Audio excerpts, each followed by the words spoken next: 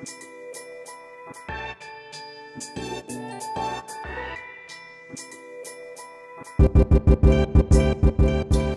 right. Well, first I want to just extend a huge thank you for letting me be a part of this. I've been following most of the people in this room for a long time, and it's just a pleasure to be here and be able to chat about instant confirmations with you guys. And zero-conf transactions are something that I think is absolutely critical for the Bitcoin Cash blockchain to succeed long-term. I don't think it's quite good enough today, but luckily for exchanges, they have a lot of mitigations that are available to allow for zero-conf today. So first I want to just kind of give an overview of everything that I'm going to be talking about. First, I'm going to give a quick definition of zero-conf, why users care about it. I'll go over a little bit of the first seen policy. I know that was covered before. The types of double spend transactions that I will be focusing on, and the current confirmation landscape for exchanges. How we can protect from double spend attacks, the key requirements that are needed to mitigate the risk, and how something close to my heart is double spend proofs, and why I think double spend proofs are a much better solution than double spend relay, and custom ways to mitigate the risk outside of technical solutions that exchanges can impose because of the way exchanges are structured. So what is zero-conf? Zero-conf is simply trusting that a transaction submitted into the mempool as valid and accepting those transactions before they're in a block. Or in other words, trusting transactions broadcast to a node before proof of work is done. Since zero-conf lives outside of consensus rules, there are many precautions that need to be taken by businesses to accept them and prevent fraud. So why do users care? Well, just one thing, speed. They want to make it seem like the network is super fast. They want to send a transaction, they want an instant approval, and they don't want to have to wait 10 minutes or 60 minutes in order to see their funds actually move. Now, this is really important for retail merchants, and in fact, I think this is the one case that can't be mitigated other ways, and why we need technical solutions for zero-conf, and that's something I'm sure other talks will cover. I won't be covering that, but that is the one that I don't see good solutions for today. Sending money to an exchange to lock in a current exchange rate is important. Sending money to friends or another trusted party and having that appear instant. And also paying merchants online, which I also do not consider a problem, as if you accept zero-conf, you can actually hold it for fulfillment until you get confirmations. And the users end up getting the experience they want, and there's zero risk on the merchant. So I really don't think there's any work for online merchants to accept zero-conf today. The first seen policy, this was gone over in a couple of the other talks. While it's not part of the consensus rules, most nodes today will accept the first transaction it sees spending a UTXO as the valid transaction and disregard future conflicting transactions. That is how it's coded in all of the majority node software today, and it actually requires modifications to the node software in order to break this rule.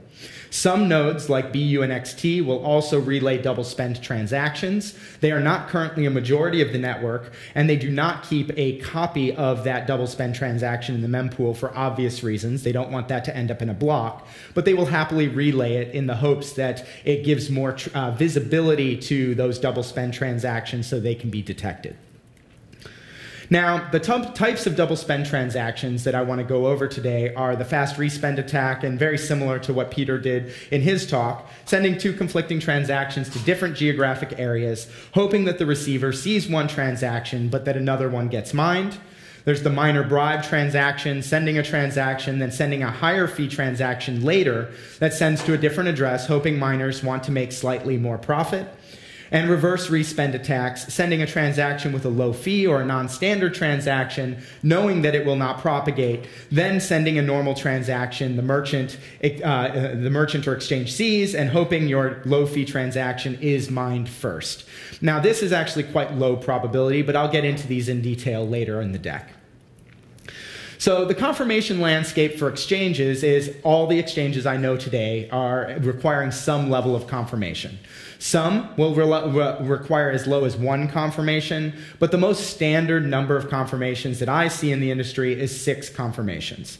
So when exchanges, when Bitcoin was first out, exchanges did support zero-conf. Coinbase itself supported zero-conf for some time.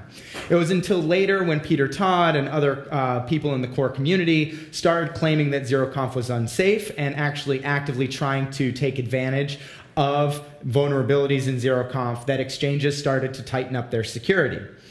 And this is really sad because it actually hurt the customer experience. And there's two different reasons that they require these particular, confirmations. One is the research that was done against ZeroConf made them a little paranoid, as they did experience some minor double spends as proof of concept from the community. And second is to protect against reorgs on the chain. Luckily, with reorgs, the stuff gets dumped back into the mempool. So I actually think that that's okay, and then the correct transaction should get mined. But that is another reason that they are waiting for those confirmations. So how do we mitigate some of these things? How do we make sure that we can provide the security that our end users actually want? So when it comes to fast respend attacks, I actually look at this one as the easiest to resolve. First, the attacker needs to know which nodes are being used to validate the transactions made it to a mempool. Exchanges do not advertise where they check where the transaction was broadcast, and generally they're going to check multiple locations. So unless the attacker has insider knowledge as to how the exchange is validating transactions, it makes it very difficult for them to know what nodes to target with a fast respend attack. Because exchanges don't give this information, it's kind of guess and see and or something that would be distributed on the darknet as information about these exchanges. Now, merely having nodes all over the world and checking multiple geographic locations can mitigate against this attack. If you confirm that all your geographically distributed nodes have the recently broadcast transaction, then you can accept the transaction within a likelihood of about 5 seconds, as at that point you know the fast relay was not successful. If you see a conflicting transaction, you can merely reimburse the customer via chained transaction to one they sent you and ban the user for life. This is a really, really strong motivation for people not to defraud exchanges. Exchanges require KYC. They know their customer. They know their identification. And most of the time, they also know the bank account and or credit card information for their customer as well to confirm that this person is who they said they were. So if they attempt to double spend in this type of scenario, they will never be able to use that exchange again. So hopefully it's worth it for them because they are not going to get a second opportunity. Now, minor bribes, this is a very different beast, because minor bribes are something that you can't always detect at point of sale or at the time that the exchange accepts the transaction.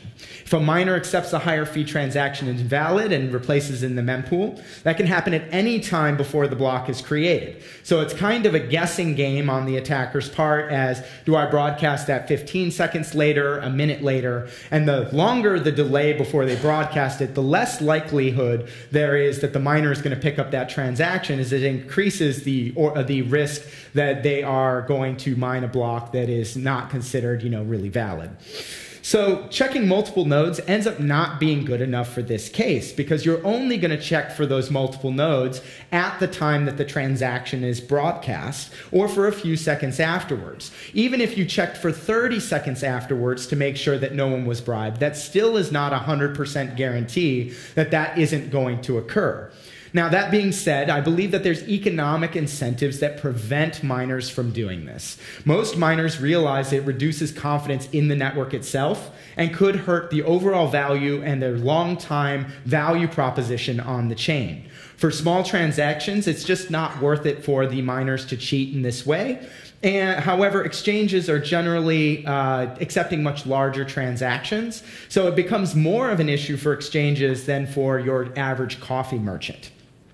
So there's a few ways that we can help mitigate that. First off, I would just want to say I am a big fan of pre-consensus research. I think pre-consensus gives miners an incentive to know that their next block is going to be valid and gives them a reason not to swap a transaction for a bribe, because other miners that are honest are not going to consider that part of that pre-consensus, and therefore they will not be part of the pre-consensus protocol that gives them a slight edge on the likelihood that their block is mined.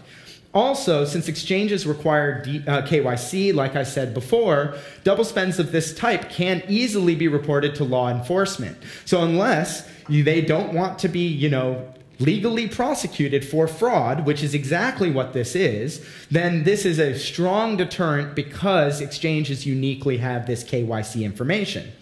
Also, zero-conf transactions can be enabled only after a large volume of transactions has been conducted by the user. So when you look at the fraud systems that are in exchanges today, they look at the amount of value going through the exchange, they assign fraud scores to the people that are part of that, and they can limit zero-conf acceptance of transactions to customers they deem safer based off of their own fraud logic.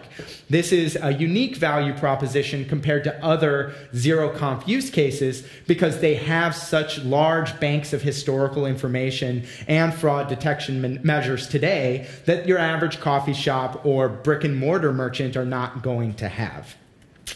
So reverse respend attacks are also quite interesting, as they are generally much lower risk. When someone plants low-fee or non-standard transactions to nodes, they have to plant those on individual nodes as they know it's not going to propagate well.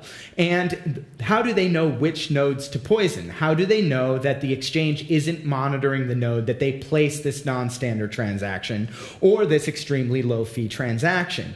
So exchanges, if they're smart, over that 5 to 10 second window that they want to accept zero-conf, they're going to check not only their globally distributed nodes, but all publicly available block explorers. And in an ideal case, the miners actually expose block explorers that give introspection into their respective mempools. That gives us statistical data as to what percentage or an approximate percentage of the hash rate is going to be mining the correct transaction versus the non-standard transaction. In addition, if this is detected, it is quite easy for you to chain your refund on that on the legitimate transaction and just say, hey, I'm not taking a chance with this. Even if it does confirm for me, I didn't accept it. And I'm going to send your transaction right back to you. And honestly, you just tried to defraud me and you're no longer going to be my customer.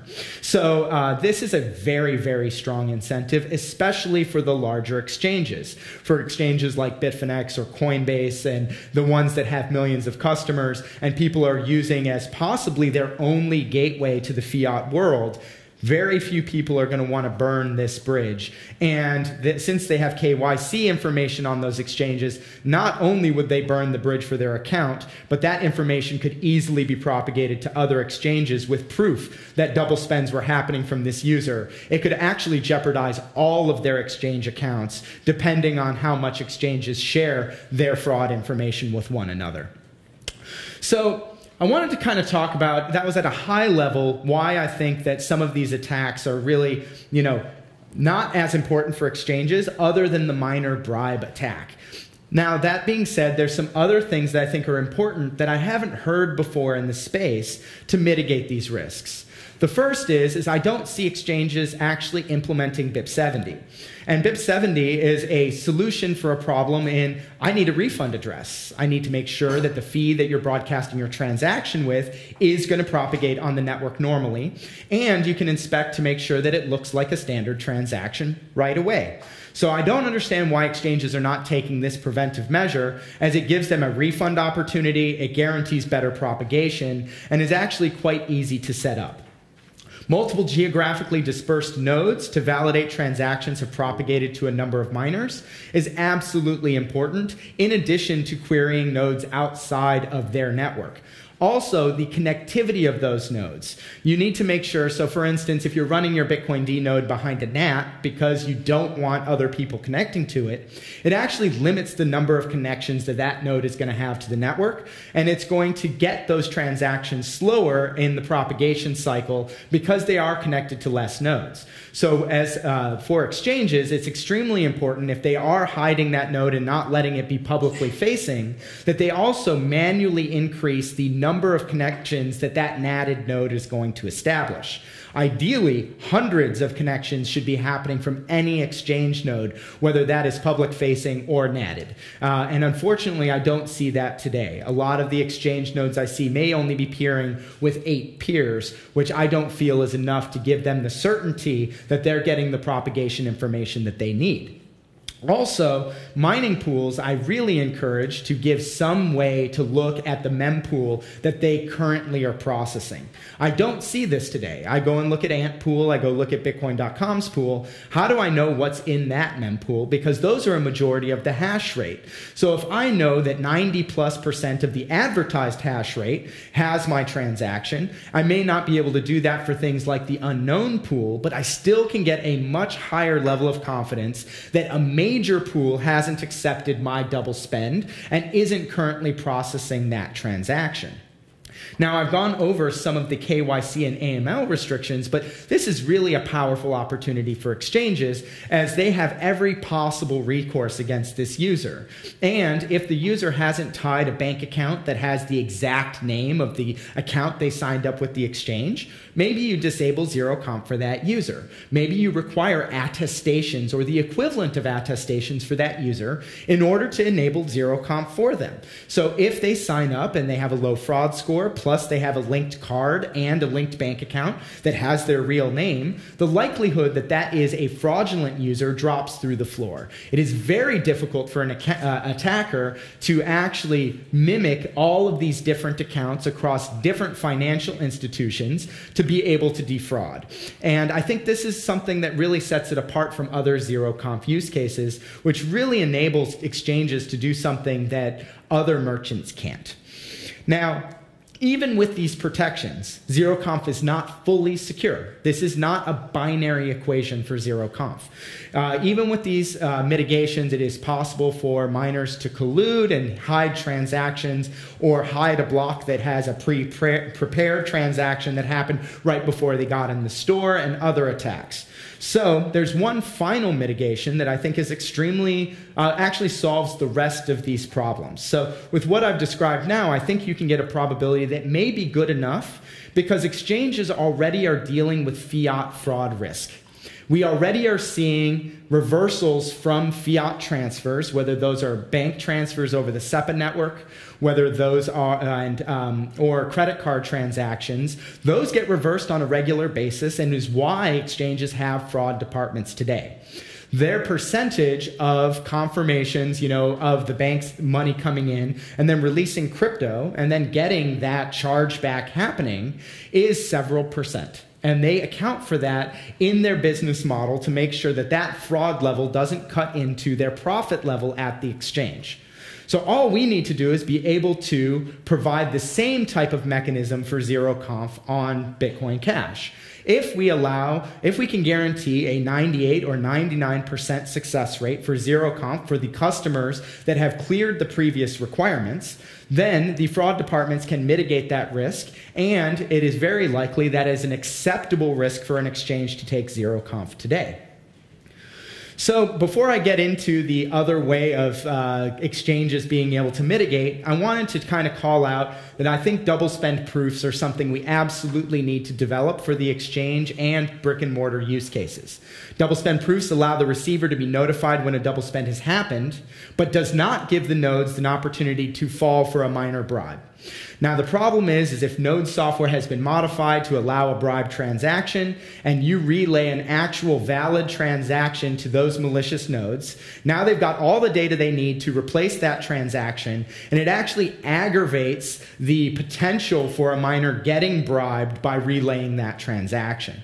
I think that due to the fact that the miner bribe is the most difficult to defend zero conf option, that actually is a very dangerous design because it's the hardest one to mitigate and it actually exacerbates that problem specifically. And I think that this is something that we can improve on. And I know that double spend relays were added in order to give transparency to the double spends happening on the network. It allows us to get a lot more data about how these double spends are occurring. And I think that is extremely valuable data, but I think we can do better. And I think we can improve that in the future. So now, how do we actually mitigate the remaining risk? Well, like I said, exchanges don't require 100% certainty when it comes to all transactions. They have a fraud level that allows them to accept fiat transactions that get reversed. Therefore, mitigating the concern and keeping double spends at a low probability is their main concern, not 100% zero cost safety. Now, the best way to do this is to actually just implement a temporary hold on funds once the transaction's been accepted. So you're allowed to accept a ZeroConf transaction. I send 10 BCH to the exchange. The exchange immediately says that I have 10 BCH, and it allows me to issue one trade. It allows me to trade that for fiat or trade that for another cryptocurrency. But it doesn't let you withdraw the traded item until confirmation's clear. This mitigates all the concerns for the exchanges. It's impossible for them to get defrauded in this case. If for any reason a double spend actually occurs, they can reverse the transaction easily. And the end user gets exactly what they wanted. The end user just wants a fast experience sending it to the exchange to get the exchange rate they want or to cash out at the rate that they want. That's all they care about. They don't want to wait the 60 minutes. So a temporary hold on those funds for 3 confirmations or 6 confirmations or whatever that exchange deems reasonable for their exchange actually mitigates most of the end user concerns and provides a significantly better user experience for the people that are transacting with their exchange. So I actually think this hold model is actually that silver bullet where you mitigate technically as much as you can, and then you can gauge whether or not you want to do a hold based on the fraud level of the user. If the user's never defrauded you and sent through millions of dollars through your exchange, you're not worried about them double spending your exchange. You know their identity. You know that they're not a high fraud risk. And therefore, you may not even need to hold the funds. This hold may be unnecessary for some users.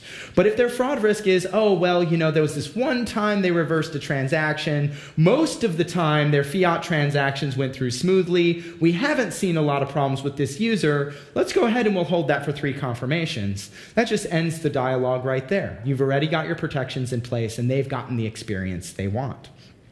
So just to kind of summarize, I look at it as the main problem for ZeroConf is in-person, non-trusted relationships. I don't know you. I don't know the merchant doesn't know their customer, or it's 2 people that have never done business together exchanging funds. To me, that is the crux of the problem that we're trying to solve at this particular conference. Online, I think there are mitigations that work just fine. As I said, you can always relinquish products later after ZeroConf has accepted the payment. So you give them an instant confirmation. You just don't ship it until you know the money is in your account. And that's perfectly reasonable. For brick and mortars, though, and those trustless transactions, then that is really what is very tricky. And to me, I think double spend proofs actually alleviate some of that. And I also think that merchants broadcasting those transactions alleviates a large part of that as well. Merchants are going to have faster connectivity than someone's cell phone. They can always win the double spend race. Every single time. They can broadcast to nodes all over the world faster than they can do it on their mobile phone through the mobile network and then propagate their transaction. So the fast relay transactions are really not an issue for that type of use case. The one where you do the reverse double spend, if there's more transparency across the pools to see exactly what is hitting the mempools, I think that actually can be easily mitigated as well.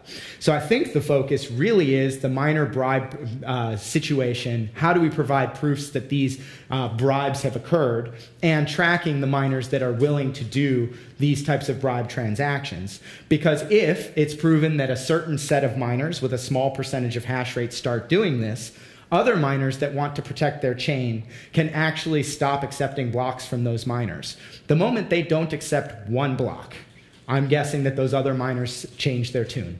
It doesn't take a lot to push people in the right direction. Make them lose 100 grand and watch what happens. So that's my talk for today. Thanks so much, and let's make BCH the most secure ZeroConf on the planet. Yeah, I do have a question about your comparison of double spend proofs over relaying these double spends. With the idea you said that you're helping basically the fraud or the bribe to go through if you relay the double spends, but I would think that it's the easy part for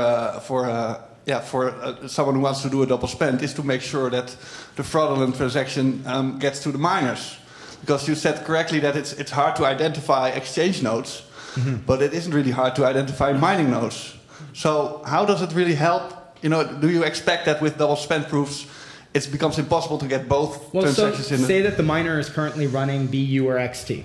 they're going to relay that double spend to a lot of other miners as well. That opens them up to a possibility that they're going to replace that transaction, as now they have all the data they need to replace it. And if someone is bumping up the fee rate on that particular transaction, I think that that is a non-zero risk. It may not be a high risk, as we still can detect these things happening on the network, and it's still possible for miners to kind of figure out who's accepting the bribes and who is not, and potentially not accepting their blocks. So I don't think that, you know, the double spend relay was like completely broke anything. I just think that the proofs give us that extra level of security to guarantee that someone doesn't get the information to actually issue the bribe. Okay. Any other questions?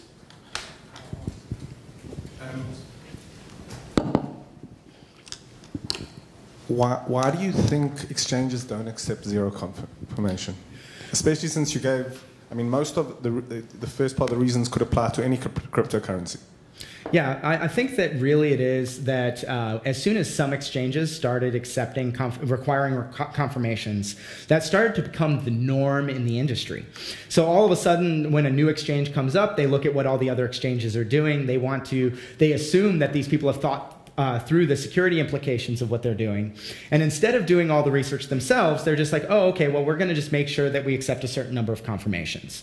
It also is technically more secure to wait for confirmations. There's no doubt about that. If you want 100% security and you're not willing to do a holding pattern, which I think is actually the ultimate solution for the exchange, then yes, it is going to be more secure to wait for confirmations. It also helps in some of the reorg cases where I actually track reorgs myself, and I've never seen a reorg more than two blocks deep on BCH or BTC. These reorgs are very seldom. Most of the time a reorg is exactly one block, and even those are fairly seldom. We're actually very lucky that the orphan rate on our chain is actually quite small. So I think it's more, you know, they want to have the appearance that they have the best security for their chain, and I think that they haven't thought through the best ways to mitigate it. I think that it's really interesting that most exchanges don't actually take a return address, that a deposit was, you know, oh, wow, this looks like a double spend, I'm going to send the money back to you, when it's so trivial for them to be able to do even that basic protection and just chain a transaction, send the money back in a questionable case. And I think that this, hopefully this is enlightening to some of the exchanges, and we could see exchanges start to play with this for their more secure users, the ones that have the lowest possible fraud scores, the ones that are deemed their high-end user set. Another thing that I didn't really talk about is a lot of exchanges require business information as well.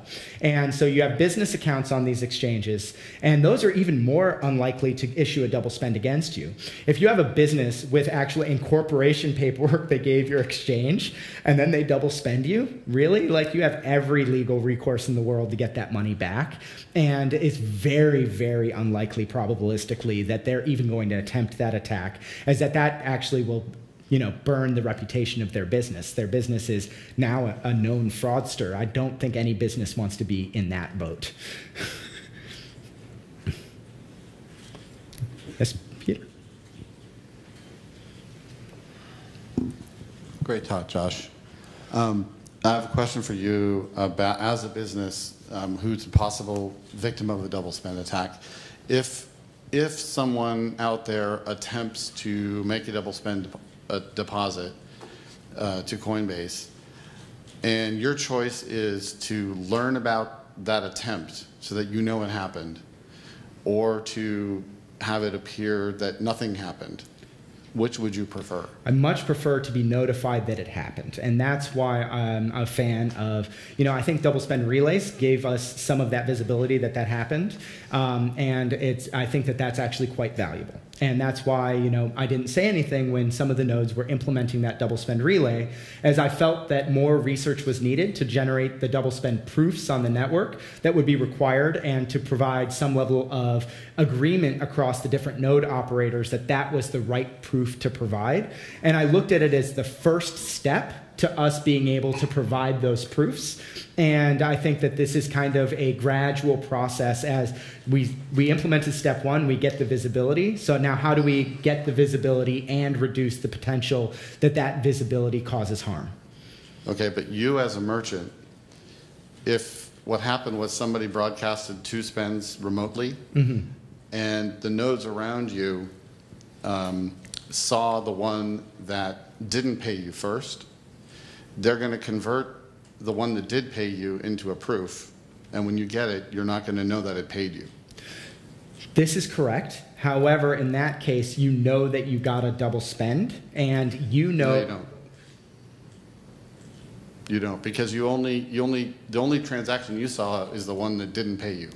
Oh, no, I see what you're saying there. So that's just a consequence of the current design of the proof. But wouldn't you get proofs both ways?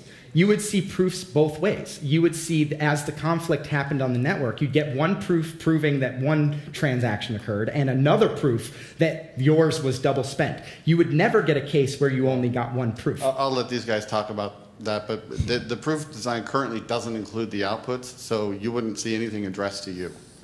But if you don't see anything addressed to you, you're not going to accept anything. Right, but that was my question was, would you rather know nothing or know that someone tried to double spend? So luckily, if you use BIP70 as a merchant, and for some reason you didn't detect you got the payment and it landed in your account, you would actually have a way to refund the user. So you would have some way. Confirmed, yeah. Yes, correct. So at least you have a way to give them their money back in the event that they didn't get the service that was promised. Right.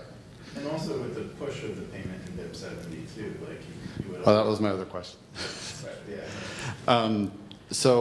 But you did answer that you would much prefer to know that the attempt was made immediately. I would like to know the attempt was made because then, but I probably can infer that this has already occurred. Oh, so now you don't want it so bad.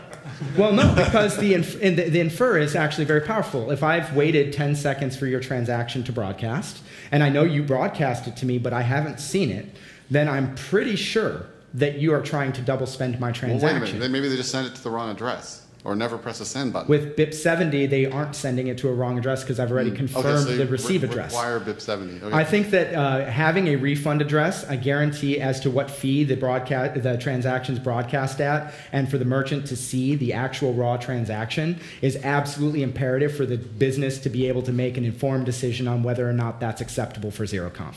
Okay. Well, and your needs, it's very clear from your talk that your situation as an exchange is way different from a lot of the users that only we can protect. Yes, absolutely. Exchanges, it's actually quite easy for them to add the protections compared to the discussions that we're having for brick and mortar. The only other comment I had was about merchant broadcasting directly to the merchant, BIP70 in general. If I was a guy who was trying to double spend people and they were using BIP70, I would wait. I wouldn't try to guess the random delay. I would wait for the thing to see the transaction, and then I'd send it to my double spending network that I had set up. Absolutely, but if you're using someone that is going to broadcast that to many, many, many locations, and you can guarantee that you have more bandwidth, then there's a delay when you're on your phone. That's you. That's Coinbase. But in the case of the average user, he's just one guy. And the double spending network may be something that's been built to work against. That's true. So for brick and mortars, they can use a payment processor that actually propagates that transaction much faster. But for someone that's just using a basic wallet and taking Bitcoin Cash transactions without the benefit of back-end infrastructure to secure ZeroConf, you're definitely right. There's risk there. Okay, thank you. I would like to add to that a little bit. So first of all, yes, I understand that as a merchant or an exchange that people would prefer that even if they do not get the paying transaction to themselves, they would still like to know that it happened somewhere else in the network. But first of all, they are not getting cheated out of anything in that situation. So it's a matter of preference. Mm-hmm. And the other thing is that if you do a BIP70, then you have that paying transaction in your hand, and you will get that proof, and then you will get the notification. Mm-hmm. So if you have that transaction in your hand, no matter what, then you will get it, and the difference becomes nothing. Mm-hmm. Yeah.